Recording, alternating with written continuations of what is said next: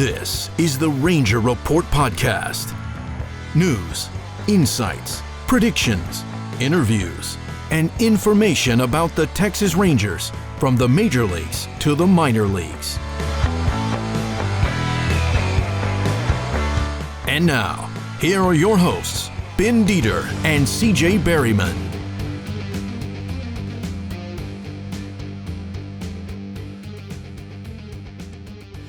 All right, everybody, welcome to our first ever YouTube Live Ranger Report podcast. I am Ben Dieter. You can find me on Twitter at BDieter75. I am CJ Berryman. You can find me at CJB_RR on Twitter.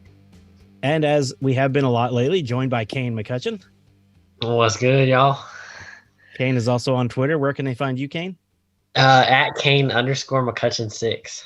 All right, fantastic. So we are here to do our first ever live Ranger Report podcast on this Monday night on YouTube.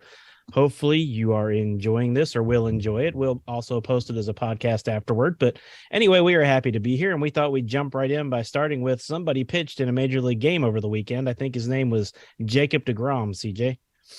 Yeah, and he didn't do very well. That's all I got. He didn't do very well. That's all you got? All right. That's really deep right there. Man, what a showing. I mean, yeah. 3 innings, 2 hits, 4 strikeouts. Hitting it was 96 to 99 and touched 100 a few times. And correct. Yeah, the thing is, I want to see that at the end of the year. And I'm not going to be upset. Okay, here, I'll say it this way. If the Rangers have to make the playoffs first, but as long as he's ready to go, as long as he is full tilt at playoff time and is Jacob deGrom, if he has to, if he has arm fatigue or whatever and has to spend some time on the IL, no big deal. But I agree. Again, there's that caveat. We got to make the playoffs first. Correct. He's gonna be spearheading the rotation in that. And the rotation right now just looks pretty filthy. Dane Dunning kind of spoiled things. That actually he started in his last start with the outstanding starting pitching by the Rangers, and John Gray, and we'll be talking about Nathan Uvalde here in a minute. And I mean, Martin Perez is in the World Baseball Classic, and he's pitched well, except for when he faced the buzzsaw that is the USA lineup. And no kidding. Yeah, and the pitching rotation looks really good. The infield offensively looks really good. Outfield, we're missing Leody Taveras, and I'll go ahead and say this as well. Bubba Thompson is probably going to start at center field to start the season. Hit ninth where Leody was, just kind of a swap out, speed for speed. But I think he's also, even though he's going to be starting in center field, he's still vying for a roster spot while Leody Taveras is out, because when Taveras comes back in, and if Thompson is struggling really bad, what are they going to do? And you saw who played center field today, right? Yep. Josh Smith. So correct. They are not messing around with Duran and Smith. Duran came in and played short today. He's played third mostly, and he's played some left field. So there's a lot of names, and it's an exciting time as we go forward. But back to deGrom, man, we talked about it last time, how Mets fans were telling us, oh, he's already done, and they're catching flack about it. But you know what? When he's on, and I saw Michael Tepid say this on Twitter, he's the best pitcher in baseball. Yeah. Bar none. And no doubt. That's it. And that's all I can say. Just got to keep him on the mound. Correct. Yep. All right, Kane. So I know you've been watching a lot of World Baseball Classic, but did you see Eovaldi pitch the other day? I did. He's been looking good, man. I mean, all these new starters that the Rangers have gotten, I mean, they've been looking good, and you hope, spring training is spring training, but you hope that it carries over, and look, I think it will. They went out and they made the additions, and it seems to be paying off so far. But it's early, so we'll see what happens when the real deal comes around. Yeah, Eovaldi threw 3.1 innings and had 5 strikeouts. but he allowed 4 hits, which really is no big deal. He didn't allow any runs. But yeah, I mean, spring training, like you guys just said, is spring training, right? You can't take too much from the highs. You can't take too much from the lows. A lot of times they'll go out there and work on stuff. You guys remember, and CJ's brought this up several times, Nathaniel Lowe wouldn't even swing last year during spring training. He was just watching pitches. So guys do weird things during spring training, and fans want to react to all of it like it's the regular season, but that's not how it works. So DeGrom had a great outing, doesn't really mean anything. The thing that I like is he went 3 innings and felt fine afterward and had 4 strikeouts. Same thing where Evaldi had 5 strikeouts. So another guy I want to talk about, with Jake Odorizzi going on the IL to start the season. And if you've been reading Jeff Wilson or Evan Grant or any of the writers that cover the team, or Kane or any of the writers that cover the team, they've talked mostly about Cole Reagans and what a spring he's had. And with Odorizzi being out, guys, I think Reagans has probably made this team as that swingman, long reliever. The only thing is he's left-handed, and they have a lot of left-handers. So kind of give me your thoughts, guys, on what you think how Cole Reagans is doing this spring. You hit the nail on the head. I just think it's a crunch, and it's a good problem to have. I mean, there's a lot of teams out there that would kill to have 2 of our left-handed guys out of the bullpen. You know, they'd love to have a Cole Reagans, and the Rangers are trying to find a way to crunch him in. Not just him, but Dane Dunning. He's not a lefty, but he's Glenn Otto as well. Glenn Otto. Yep. Dane Dunning's been in your starting rotation all year long for the past 2 years as a young pitcher, and he's now seasoned. So now you bring in a bunch of big guns, big arms, and they're trying to just, it's a numbers crunch. And it to me, I think Dunning is going to be in AAA. He's going to be in Round Rock to start the season. Obviously, baseball's baseball. It's 162 games. I talked about DeGrom and arm fatigue and Evaldi as well. Stuff like that's going to pop up. He's going to get plenty of opportunity. Yeah. And just he looks a little different this year. He just looks way. I mean, he didn't look like he wasn't in command last year, but he looks like he gets it, But going back to Cole Reagans, and I mean, what a guy! I mean, we've had him on the podcast, and very impressive guy. In fact, he got called up the week after we had him on, I believe. Yeah, and made his first start, and he's throwing harder. He got that 1 year coming off the TJ under his belt, stayed healthy, and had a full off season to really work on his stuff. And you're seeing it play out. Yeah, but you are completely. It's just so hard. I mean, I wouldn't be shocked if there isn't a deal before, when cut down day comes, that a lefty's moved out of the bullpen of our bullpen to make room for some of these guys, but and that could be a plus a win-win situation for us there. So yeah, everything is it's just real exciting right now. I think to be a Rangers fan or cover the team, or however you link yourself to the Texas Rangers right now is an exciting time.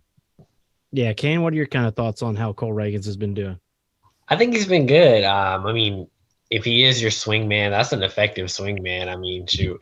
Last time I came on the podcast, I mentioned that I also had Dunning in AAA to start the year. I don't think that's changed. I think Dunning starts the year in AAA, but Reagans is, he's improved. His velocity is up now, and he's looking good. If he's your swing man, I'm confident in that. And it's a good rotation, and you're finally now seeing the depth, because I know a lot of times, like, a lot of fans are like, why are we trading all these guys for these prospects? But now you're seeing the depth that it creates. Mm-hmm. So it's an exciting time for sure. I'm definitely excited for this year. Now people are saying, why isn't this guy up? Why isn't this guy up? They're up, and it's a good problem to have. I mean, they're in a very, very good position right now. Yeah, I agree with you. And I think it's been really good that he's had the spring he has. And his velocity is so much up from what it was last year. I mean, he's hitting 99, 100 miles an hour, which he didn't come close to last year. Mm-hmm. And he attributes it to his training over the summer or over the winter. And probably the fact that he talked to us right after the season probably had a lot to do with it. So, he came home with us right after the season, and that's why he's doing so well right now. I mean, obviously. That's exactly right. Yeah, he would probably He would probably say that too if we asked him. So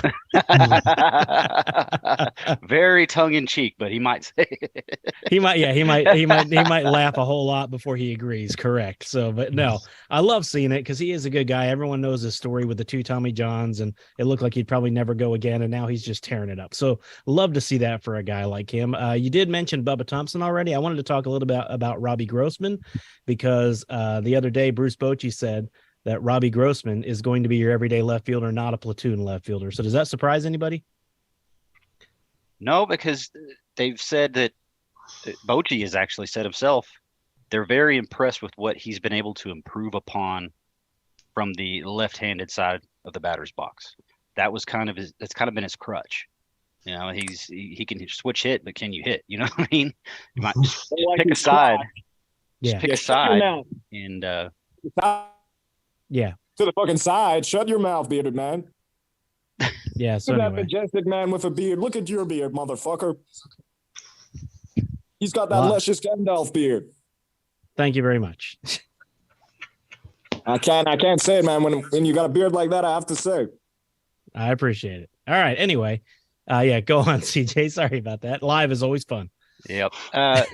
Where was I? We were talking about Robbie Grossman being. Okay. I'm gonna have to when I do the podcast version, I'm gonna have to put a Gandalf hat on myself during that that little section right there. Yeah, have a staff. Hold the staff next to you. Like I said, live is always so much fun. But anyway, you were talking about Robbie Grossman and what Bochy's been saying about him. Yeah, he said that they've been impressed with his improvement from the left side, and we mentioned on this podcast, and I mean not just us. I mean pretty much. Kane mentioned it on the podcast, and you've heard a lot of people say, you know, lefty righty platoon with Grossman being that guy that faces lefties more times than not. But and that Bochy kind of squashed those rumors, and you know, Grossman kind of squashed them himself with his play this spring training. Yeah, I agree with you. So what do you think about that, Kane? No, I agree. I was a little bit surprised. Just because, I mean, Brad Miller was hurt all of last year, and now he's finally back. But, I mean, like CJ said, I think the big key to that was his improvements from the left side. And, you know, Bochy's confident in him as a veteran player. You sign him to a major league deal for a reason. And so, I mean, he's been performing well this spring. So I'm excited to see if he can bring it into the regular season. And it's not a guy you're taking a chance on. You know, you're not expecting Robbie Grossman to come in and be the MVP or give you big numbers. So it's, you know, a risk that is, you know, especially with how deep the Rangers lineup is, you can take that type of risk. I agree. And I think, you know, I still think, I mean, do you guys think this means that Brad Miller doesn't make the team, or do you think he makes the team? He's another one of those guys that can play everywhere. Exactly. He's like right on the line. Yeah, he's towing the line for sure. Yeah, he is up there. He is up there. Yeah, it's been one of those things. You know, he hadn't been talked about a lot, which is probably not a good thing. Yeah, I agree there. I haven't heard anything about him. I don't know. Yeah, but to me also though, he's not a AAA player. Like no. Yeah, no, he's not at all. He would have to be cut or traded or something would have to be done with him. He wouldn't go. He wouldn't go to AAA now. No, I don't know. I think if I had to bet on it, I think he makes the team, but it's close. But also the Leody Taveras injury helps him make the team.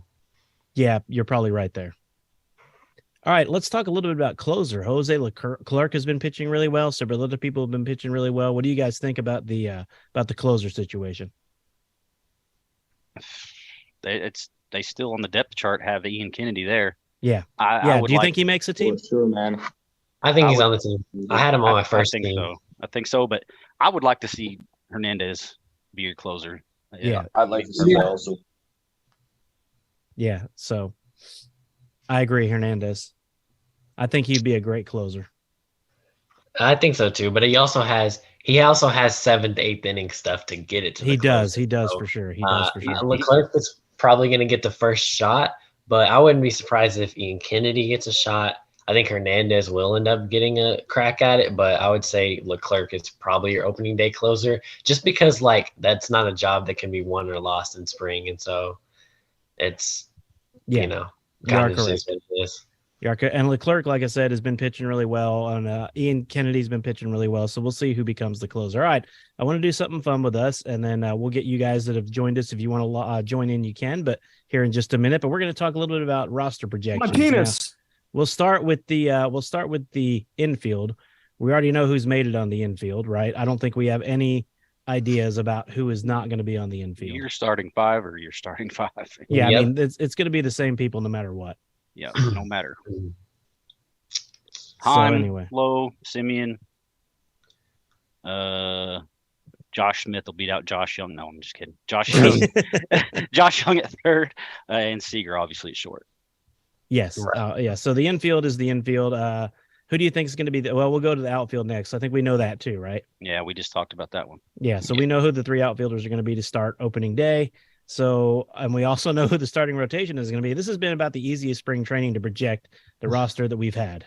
Should have seen us do this 2 years ago, Kane. No kidding. It was insane. I'm glad I started last year, not 2 years ago. Yeah. So you're looking at the same 3 out there. So you're looking at the same 5, and like I said, I think Cole Reagan. So here's where it gets tricky. Anyone that's going to make the bullpen that you guys didn't see coming. Like let's think about that. Well, let's have a little think about that one right there.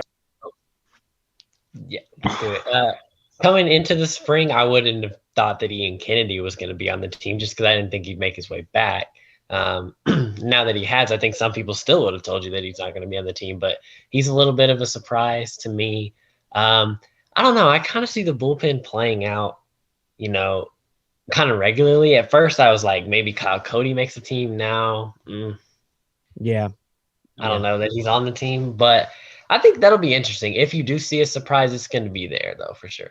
Yeah, it's going to be in the bullpen. I don't think it's going to be in the starting rotation. We know who those 5 are. So, but I think, this team is definitely, I mean, how many games better do you think they are from 2022? Last year, how many were they? 68 wins last year? 68 wins last year. I have them at about, maybe I would say like 75 to 80 this year. Okay. 75 to 80 wins. I can see that. I think I have them right around there as well. We will see how that goes between 75, 80 wins. I don't know. 75, 80 wins. I mean, you got to think about that. That's a huge improvement from last year. Like a huge improvement. Yeah. That is a massive improvement from last year, but the rotation has also been massively upgraded. I'm going to put the over. I'm going to cheat. I'm going to put the over under at 82 games. Oh, wow. Okay. Wow. 82 games. So, 82 wins. So, all right. You've spent too much money these past 2 off seasons to not have that type of an improvement, especially with the 500 million plus spent last year. Yeah. And then the amount of money they dumped into pitching this year and also bringing in John Gray. He was part of that $500+ million haul last year. So you better be down the stretch in the hunt. Yeah. Or it's going to be a disappointment. At least. And we've talked about we've talked about this several times, but with a full spring training, I expect Seager and Simeon to start hot this year, not start slowly and badly like they did last year. Right. And I was going to say that we haven't even talked about the start that Corey Seager is off to this spring. That's true. That is true. He's comfortable. He's comfortable in the clubhouse as well. And the way he's performing this spring I think that's going to carry over 100%. Yeah, I think so too. I think him and Seager and Simeon both are going to have great starts to the year. I think Nathaniel Lowe is looking kind of sneaky good so far this spring too. Yeah, he's just over. He's hitting over 300. Yeah, and getting on base. So yeah, which is what he does. Yeah, that's what he's doing. What he does. What he does. And Seager, you can tell he's a lot more comfortable now that shift has been. That is just what he does. Yeah, I agree. He does look way more comfortable with that shift being gone. And, it's going to be weird to watch people try to make that shift kind of work for him against guys like Seager and Joey Gallo for Minnesota and people like that. So anyway, should be interesting. So what else do we need to talk about? Like I said, we've had a lot of good performances in spring training. We haven't had any really awful ones, but the Rangers have sent a lot of people down to the minor league camp now. A lot of guys are already gone. Kyle Cody's one of them, but he could come back up. They've sent a lot of guys down. Guys we knew weren't going to start in the majors, right? Like Owen White, Jack Leiter, Kumar Rocker. We knew they weren't going to start on the major league roster this year. Who do you think could make the roster that's in the minors right now in 2023? Dane Dunning. Well, I mean, gee, that's a tough pick right there. Way to go, CJ. Way to go out on a limb. Okay, who could I'm gonna go Zach Kent. Yeah. Zach Okay, Kent. yeah. I was like, who do you think could make their debut? Not who could come back again for the third year in a row. Sneaky pick Justin Foscue. I like that pick. Justin Foscue. That's a real sneaky. He looked great at the beginning of He camp in Major League camp. Looked so good. He's going to start at AAA.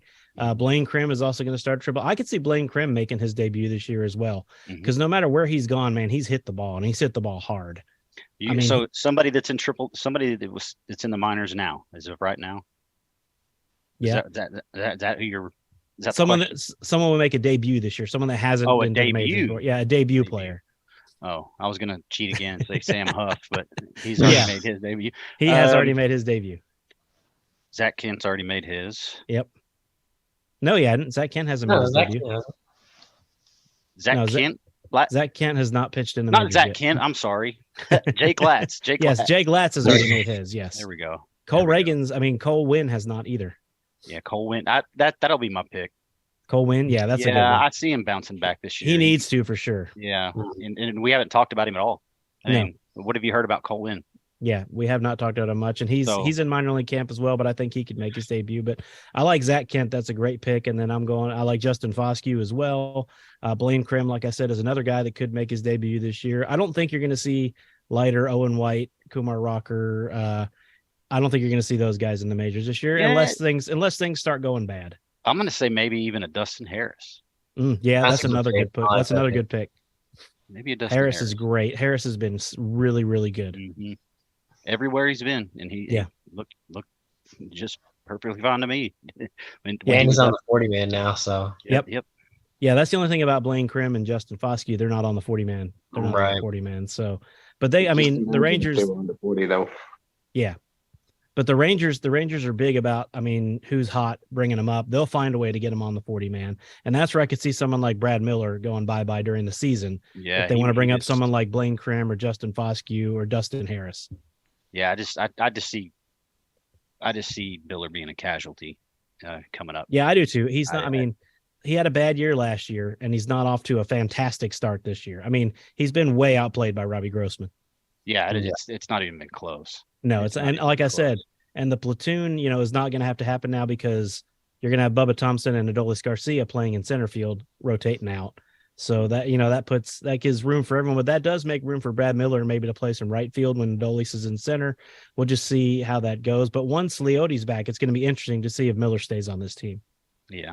And you hate that for him too. I like him a lot. I talked to him last year. He's a super nice guy, but it's just one of those things, sort of like Charlie Culberson last year. Like you knew he wasn't coming back this year, but man, I really liked that guy a lot. That hurt. That was my he was good. Fans are like, "Oh, Charlie Culberson's gone." I see that, and I'm like, Yeah, that made me sad too. He was great for 2 years. Brock Holt was that way too. He was 2 years ago. Yeah, he sure was. Kane will be doing a lot of major leagues. I'll be doing a little more minor leagues. I'll be doing a lot of Frisco this year and some Round Rock. CJ will be doing Frisco when they come to Amarillo. Yep. So he can cover the Sod Poodles against the Frisco Rough Riders and get some good footage. I've got some great ideas for video stuff I want to do this year at the ballpark and at the minor league ballpark. So our YouTube channel is growing. Thank you guys very much. We have a Patreon. I didn't mention that off the top, but you can follow that, find it, and give us some money. Oh yes, money's always good. I also need to announce, I guess. I don't know if that's that important, but during each off day, as long as I don't have something else going on, something real important, every off day, I'm going to be writing a story covering the previous game. So if they have 2 off days one week, then I'm writing 2 stories on those off days. Just kind of see where we go from there. Yeah, I don't promote it much, but the rangerreport.com, that is my actual website that this podcast is attached to. And then, of course, I didn't mention it off the top, but I will put the commercial in before we go. But Walton's, we always thank them. Walton's been our sponsor now for gosh, close to 2 years. Yeah. They've been sponsoring us like forever. And then we have a new sponsor, Hibbs Hallmarking Company, Insurance. I'll be pushing that out here soon. They have paid for Zoom, so they are now our Hibbs Hallmark Company Zoom sponsor. So that is going to be fantastic. We'll talk about that. Starting to build a little momentum here, CJ and Kane. Yes, we are. And, you know, once Kane started doing it with us, you know, all of a sudden, man, we started getting more sponsors. So it must be Kane. Hey, what's your Twitter handle again, Kane? Kane_McCutcheon6. Hey, is that 6 your age? Basically, yeah, pretty much. That was the length of his man bun a couple months ago. Yeah, it was. Yes. Yeah, I saw you cleaned it up a little bit. I'm proud of you. A little bit, yeah, a little bit. A little bit of cleanup. Yeah, a little bit. I do get asked how old I am frequently at work, so yeah. That's great. All right, guys, thank you again, and we will do this again later this week, but not live. Thanks for listening to the Ranger Report podcast. Find us on Twitter, Facebook, and at therangerreport.com.